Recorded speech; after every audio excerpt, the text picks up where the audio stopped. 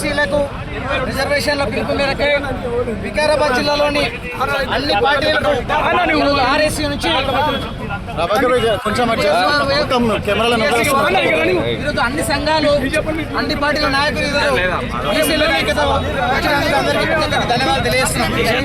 అదేవిధంగా రాష్ట్రంలో బీసీ కులగణన చేయడంతోనే అది కొంచెం బాగాలేదు కాబట్టి ప్రజాక్షేత్రంలో పెట్టాల్సినటువంటి బీసీ కులగణన మీరు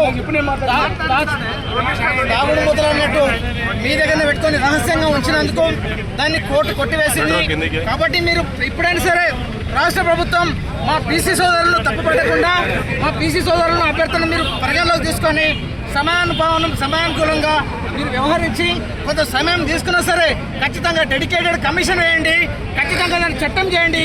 ఈ చట్టాన్ని మళ్ళీ అసెంబ్లీలో పెట్టి ఇక్కడ నుంచి పార్లమెంట్లో పెడితే అప్పుడు పార్లమెంట్లో ఉన్నటువంటి మా బీజేపీ పార్టీ పక్షాన ఇక్కడ తెలంగాణ నుంచి 8 మంది, అటు బీజేపీ పార్టీ అదేవిధంగా కాంగ్రెస్ నుంచి ఇంకో 8 మంది వీళ్ళందరూ కూడా మద్దతు తెలిపితే అప్పుడు రాజ్యాంగ సవరణ జరిగి 9వ షెడ్యూల్లో పెడతారు. ఇది అసలు విషయము.